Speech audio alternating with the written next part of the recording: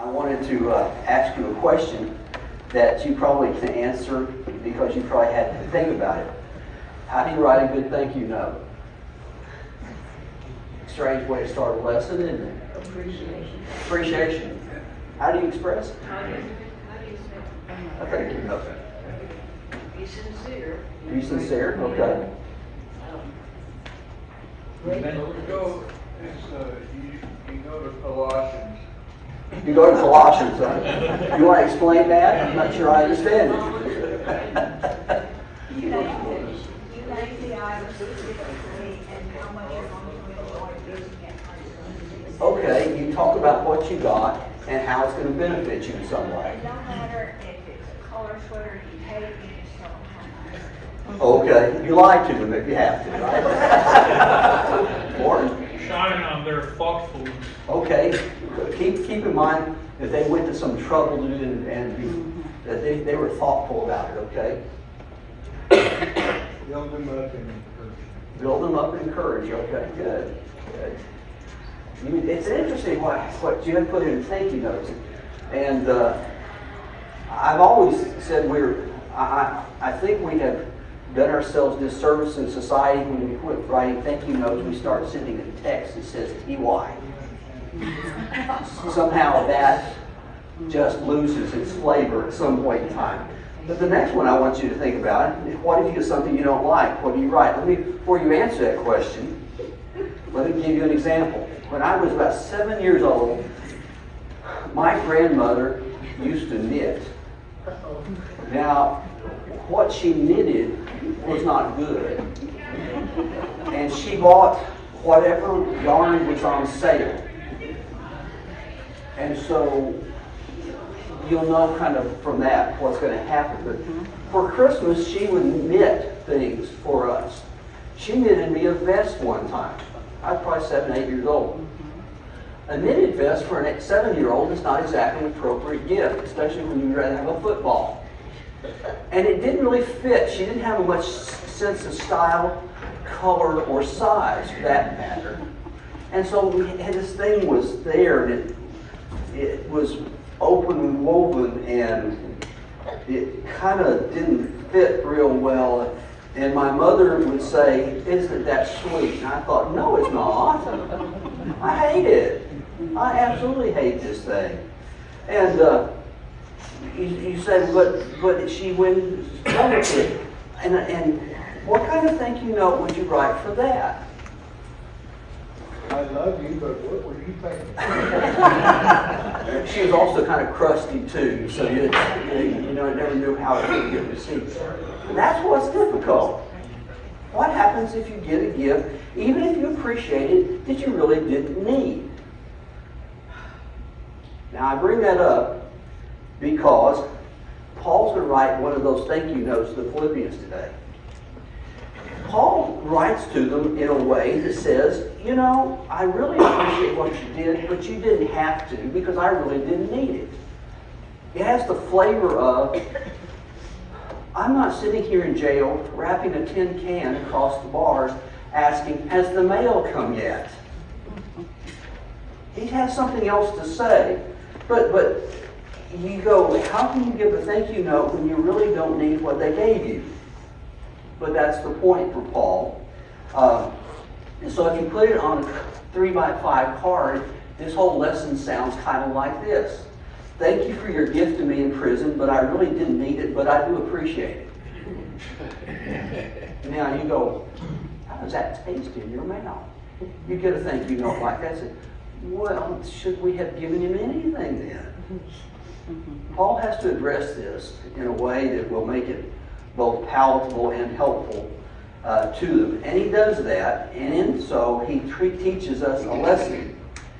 He says, you Philippians have been very helpful to me.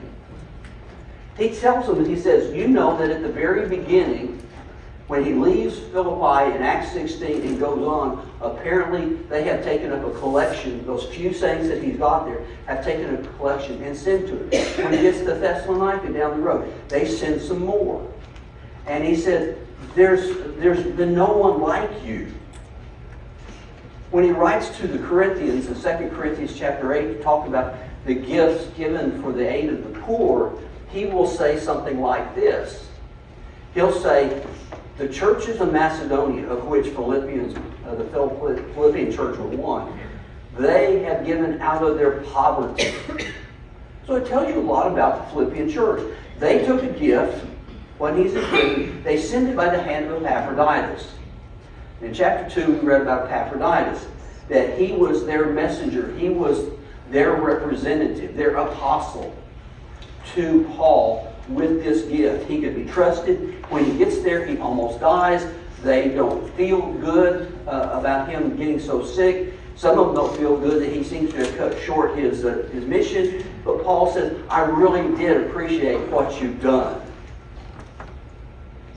But at the same time, he responds to the gift that they gave with instructions about giving, receiving, and need. That's what we're going to look at today. Those three areas. What do you do when you give? What does it mean? What do you do when what do you receive if you give? And what kind of needs do you really have? He says, as he begins, I rejoice in the Lord greatly that now at length you have revived your concern for me. In fact, you were concerned, but you had no opportunity. He said, there was a time that I didn't hear from you. There's this gap, apparently. When Paul has entered prison, and he's all alone, and he may have needed something, and suddenly one day Epaphroditus shows up, and with the gift that they have given him. Now, when he says that, he says it this way. He uses agricultural language. Now, you remember about 3 weeks ago when it was so cold? I don't know about you. My wife has this plant that must weigh 100 pounds. And she insists on me hauling that in there. She wants to keep the plant alive more than she wants to keep me alive. And so I haul that plant inside. And then we have a planter box that has mondo grass in it that in 2021 froze solid, and we had to replace it all. We don't want to do that again, so I had this thermal blanket we put over it. So I'm out there when it's 20 degrees putting this thermal blanket over it.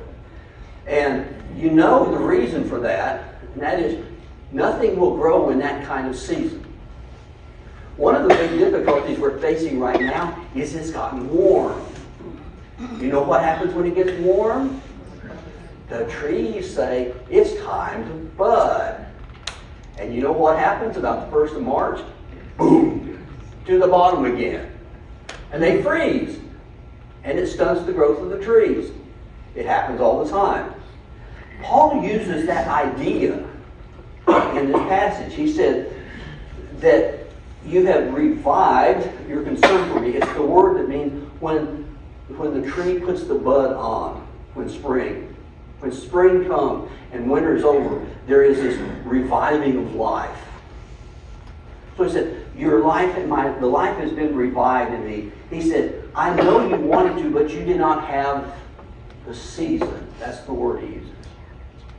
It wasn't the season for you. It wasn't available to you. And I know for sure that it wasn't because you lacked concern, it's because you lacked the right season to send it. And now the season has come. You have now blossomed out in your generosity, and I appreciate that. And he says, though, I'm not speaking of being in need. Paul is not standing on a spiritual median strip with a sign that says, old apostle needs something to eat. Anything can help. He doesn't stop the traffic on the Nation Way and said, $1, a coin, anything will help. He says, I'm not in need. He said, I've got what I need. Well, if he has what he needs, why should they give it? That's part of the difficulty. And what about us? This is an idea of saying, I have learned to be content. He says, life has taught me something that I cannot describe any other way. I cannot have learned it any other way, and that is to be content. Are you content? The word means enough. There's enough. It's an interesting word. The Greek word that's supposed to be there is arete. Arete is one of those words that is found in the mouths of philosophers. And in fact, what's interesting is when you listen today, there is this reviving interest in Stoic philosophy.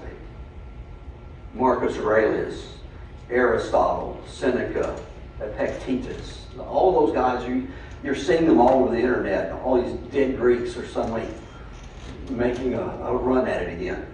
And in fact, the other day I was listening to a podcast of a guy who is a technologist who's talking about productivity, and he's talked about his areas of life that he has to manage for his marriage, his kids, blah, blah, blah. And one of them is his arete. That's the word he used. His moral manner of life. And I thought, isn't it interesting that today in 2024, this word jumps out and puts itself in a different context? The problem is, what does it mean? It's an easy word to say, but for instance, Seneca. Now, Seneca lived about the same time that Paul did. He dies about the same time Paul did. He's executed by Nero, who he has trained. He has been Nero's tutor. And yet, Nero, because he's Nero, demands loyalty but gives none. So he executes Seneca. But Seneca writes this philosophy, and one of them has to do with this idea of having enough. He says, the greatest blessing of mankind are within us and within our reach. Now listen to those words. They are within our reach. It's a very humanistic idea. A wise man is content, arete, same word Paul uses, with his lot, whatever it may be, without wishing for what he has not. Now, one of the things that Seneca says is we shouldn't want too much. And if you don't want anything, you'll never be disappointed. That's true. Control your wants. That's a hard thing to get across. And sometimes we never grow out of it. I have a grandson who is, to say he's hooked on Star Wars is an understatement. He likes the intersection of Star Wars and Legos. My wife took care of him this week when he was sick. She texts me and says, we need to go get Harrison Legos. Because I promised him if he would take a bath, I would buy him Star Wars Legos. Now, he didn't want to take a bath until that happened, so now we were bound by our honor and our future ability to manipulate. And so we went to Target and we found 3 things. He's had 2 of them, so we text these pictures to him, and he says, I want this one. Of the 3, it's the most expensive. Always that way. What he really does, he grabs my phone, he says, you got Amazon? He's 4 years old, Mike. I say, yeah. He said, I want to see Star Wars. Okay, so we get Star Wars on there. He's got all these Legos. He's scrolling. Suddenly he says, I want that one. Can you buy that for me? I look at the price. $849. No, that's not going to be it. He scrolls some more. He said, how about that one? That's cheaper. $550. No, we're not going to do that one either. Now, how is it that we get to this point where we are discontented with life? It starts early, and we don't grow out of it. I just want you to think about that, because what Paul is talking about here fits with our everyday life. And the Stoics would say, you should not want things. Just dampen that down. Just don't want them. If you go down the cookie aisle in the grocery store, close your eyes until you get to the end of the thing, and you won't want it anymore. That's what their thinking is. Just don't want it. Tell somebody they can't have something, and what happens next? They want it worse. See how sinister that is? Seneca said it's within our reach. From a very human point of view, we can come to a point where I don't have to want things. As one history professor said, the Stoics made the heart a desert and called it peace. They lived a bland life. The reason the term Stoic applies today in our society is this reason. You don't feel it, you don't think about it, you ignore it, you get devoid of any kind of wants and wishes. The problem is we can't get rid of wants and wishes. This is what it says in Proverbs.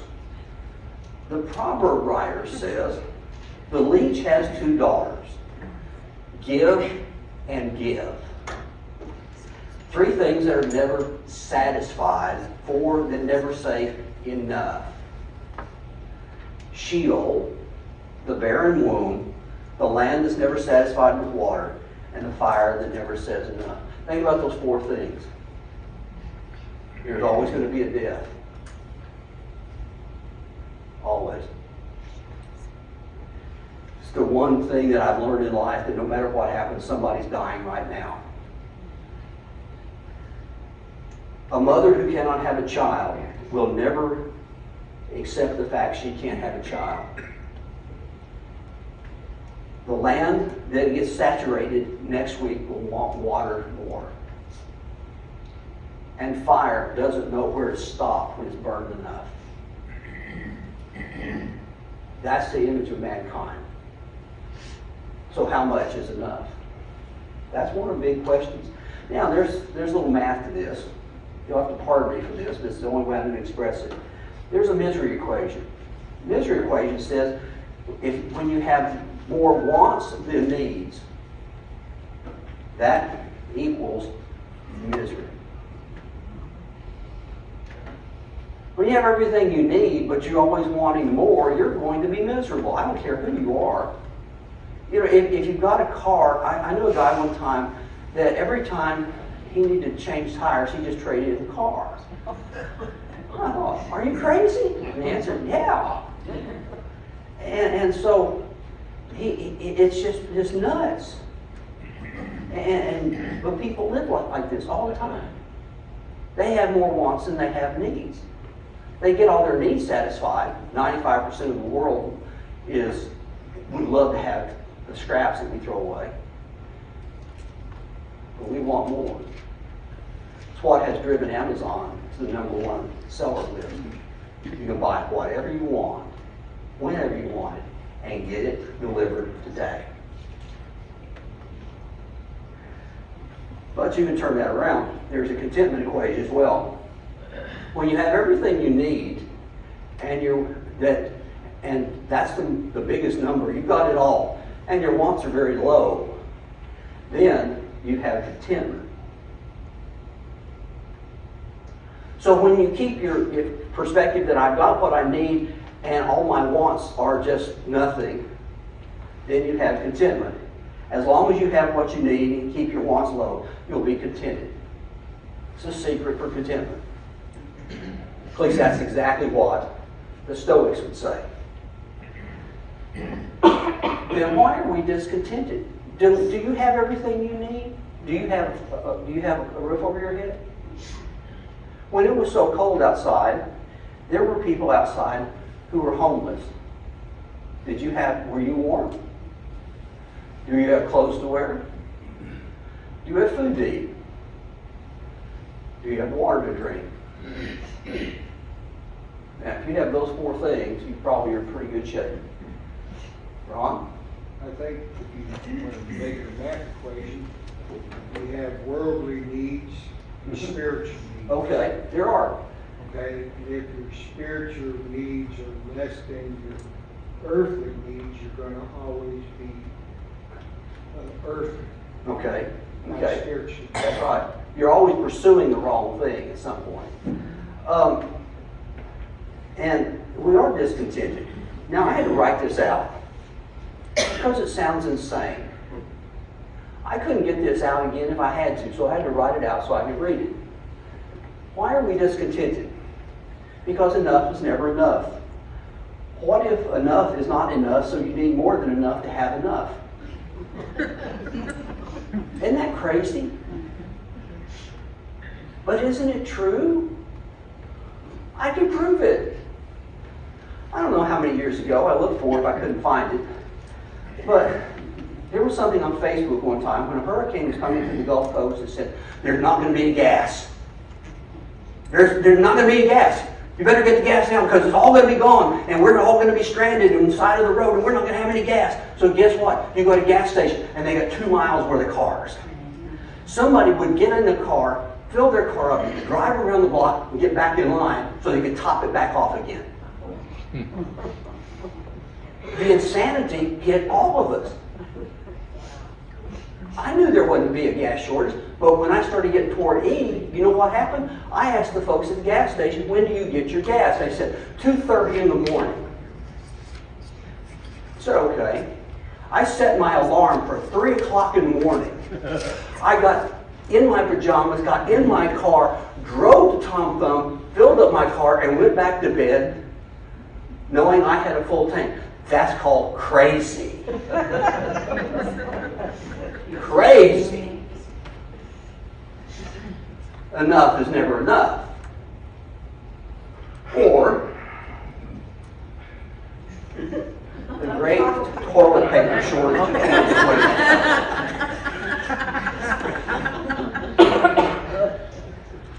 There are going to be people in 25 that they're going to pull the last roll of toilet paper off that they bought from Costco. I could never understand this. I still don't. How that this was worth more than gold. I remember reading in there. There was a woman writing on the neighborhood's social site that said something like, and she was older. You could tell by the way she's writing. I'm down to 1 roll of toilet paper. Is anybody can sell me some? But when you get on social media to beg for toilet paper, we have reached the bottom of the barrel.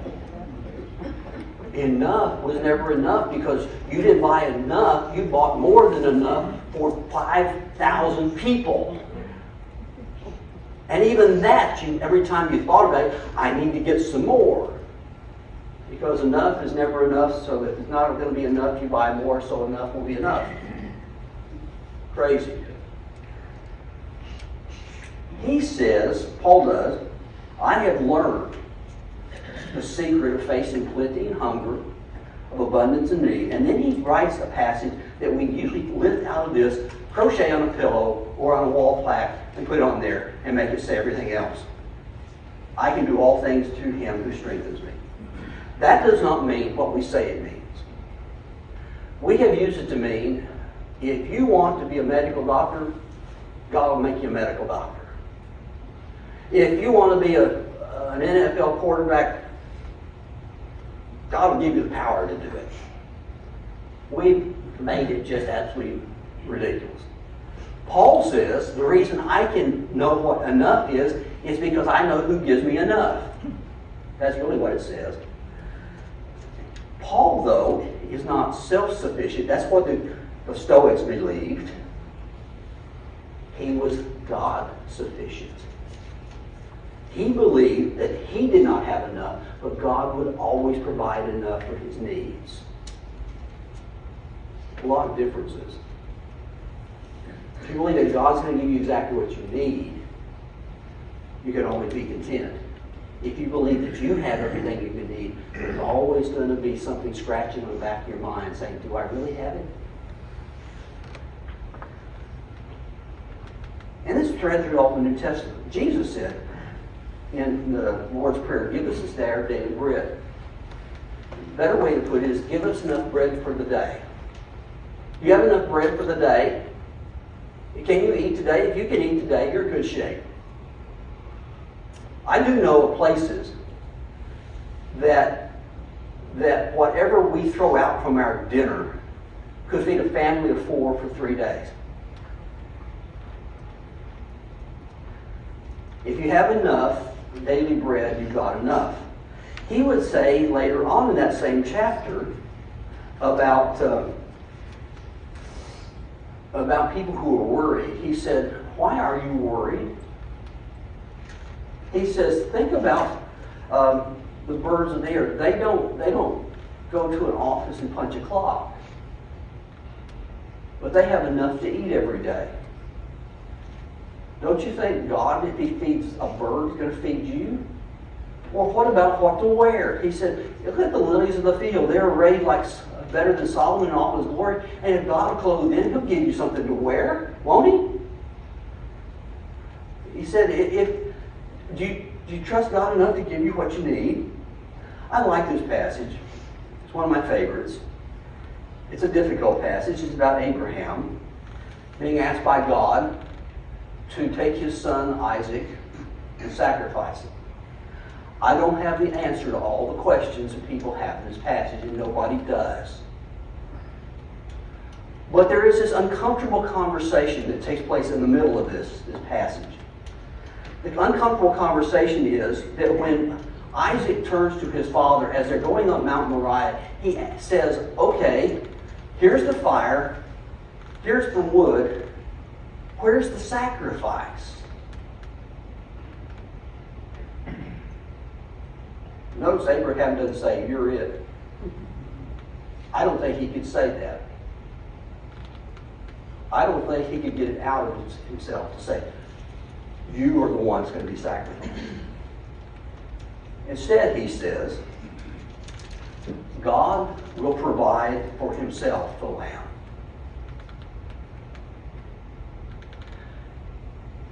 Now, the Hebrew writer says he believed that God would raise Isaac from the dead, and I don't know what all was going through Abraham's mind. It doesn't tell us in Genesis. But it says that no matter what, he said, God, the Lord will provide. Now, this is a little more personal for me. Both Vicki and I retired last year, and suddenly it hit us one morning at breakfast that neither one would get a paycheck again. That's frightening, let me tell you. If you know that 2 weeks from now, the money goes back in the bank, big deal. The money's not going back in the bank. In fact, everything's been saved is drawing down. That can be a little bit anxious feeling. And that's when I came back to this passage. And what I had to come to a conclusion was, if Abraham could trust God with his son, why can't I trust God with my money? It's a startling thing. When you realize that I'm not trudging up a mountain to give my kids up. I'm just dealing with what every Bank of America has in mind. That's it. And if he could trust God with his son, surely I can trust him with my money. But then he turns from himself. I know what to do. God provided. I'm God sufficient. I don't have any needs. And if I do, God will take care of it. I don't worry about that. But now he turns to Philippians and says, and as for you, Philippians. See, he makes this shift here. He's not talking to them now. What about you? He said, I know about you. You have been helping me. You have helped me since I left Macedonia. You sent me money when I was in Thessalonica. You have helped me over and over and again. He says, no one except that church, your church, has entered into partnership with me in giving and receiving. Those two words, giving and receiving, are words out of the Roman Wall Street. It's about invoices and income. That's the words, by the way. Whatever you have sent, that's the invoice, there's an income line to balance it. No one has entered into partnership with me in giving and receiving except you. See, if Paul doesn't need anything, God gives him everything, but they're continuing giving, they may be asking the question, then what good is it to give to Paul? And what good is it to give to anything? Is what we might say. But giving and receiving is not a financial transaction. It's a spiritual one, according to Paul. Has nothing to do with money. Has everything to do with the soul. Everything. He says that you Philippians, you sent help for my needs once and again. If God is providing the needs, but it says that you help my needs, that means God is using you to do His work. Giving is a way of proving that God uses us for His work. It's not about how much we give, it's that God is using what our gifts are to help Him accomplish something. He also goes on to say, not that I seek the gift, that's his thank you note, but I seek the fruit that increases to your credit. He says, you have given, but he said, you have planted a seed in the ground, and that seed has come up, and it's beginning to bear fruit. Paul wants to assure them of one simple idea. No one is poor because a gift is made. They always become richer. An interesting problem there. We never give enough away that we don't give back more. It's a spiritual dynamic. I don't know of one financial planner who would agree with that statement. If you say, I'm giving away $50,000, but I'm going to give so much more, or how much, I'll have the satisfaction knowing it. Don't do it. But Paul says, you're always going to be made richer than the gift. He says that it is also framed by God as something different than money or a check. He uses these three terms that come out of the tabernacle, terms that come out of the temple. A fragrant offering, the aroma coming off the altar. A sacrifice acceptable and pleasing to God. He said, what you're doing, you're giving a sacred act of worship when you give.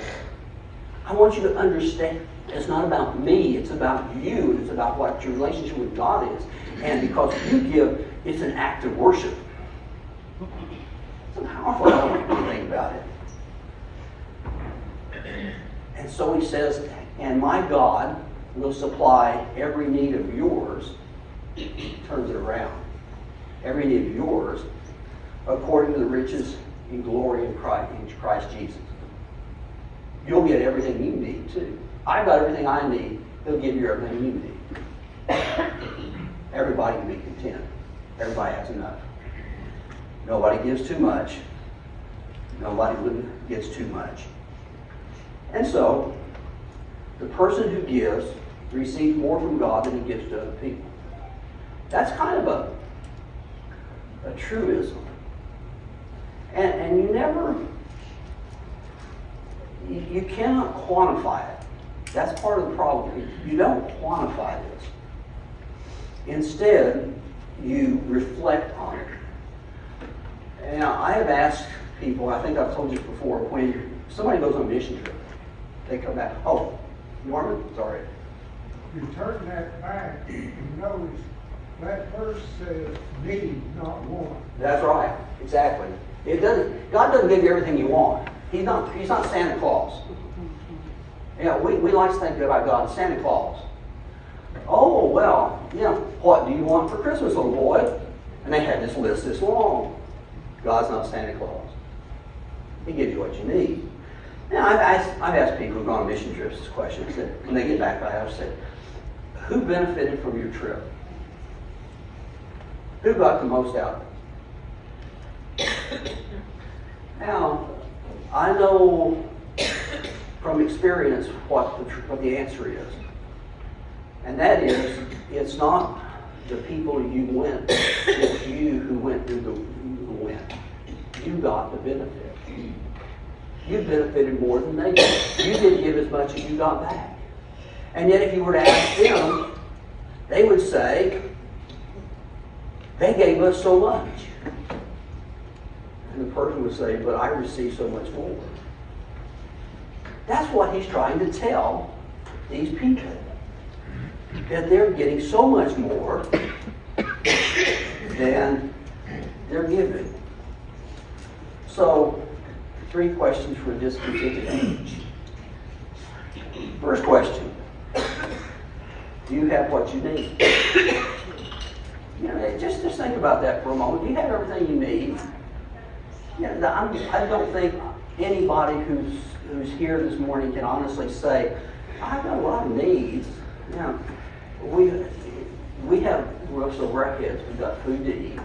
In fact, we have more food to eat than we need. With obesity in this country beginning to blossom, we have more food than we need.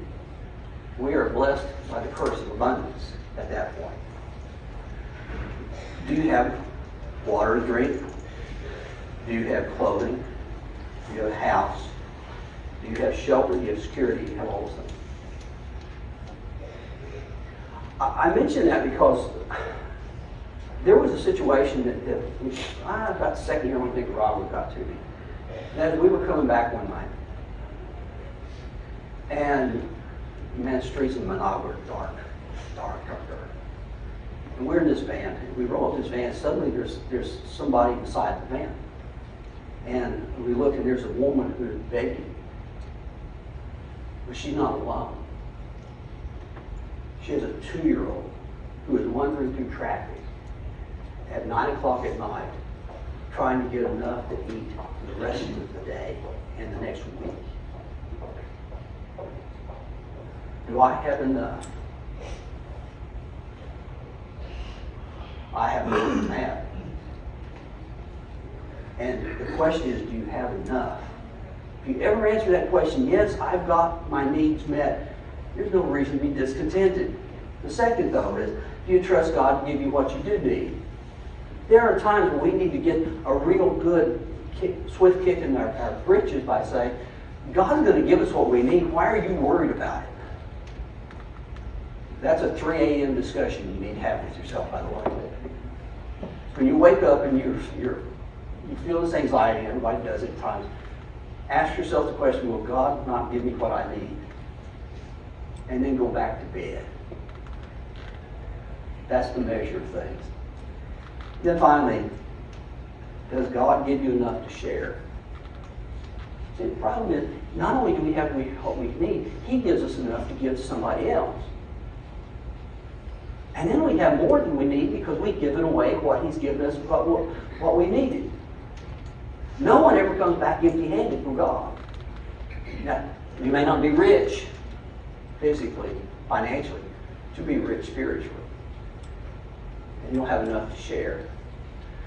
Now, next week, we've got, if you'll notice, this is we've got 3 weeks left in the month of February.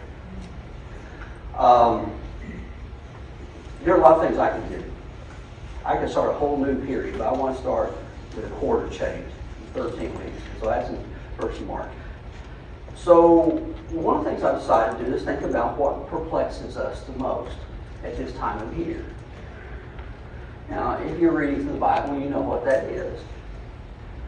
You get to Leviticus this time of year. I don't know anybody, if you ask them what their favorite book of the Bible is, that it's called Leviticus. Oh, I just love that book. I just spend all kinds of time reading about all those sacrifices and about those bulls and those goats and what you can eat and what you can't eat and what you wave and what you... I don't know if anybody likes that. In fact, we go, I don't even understand it.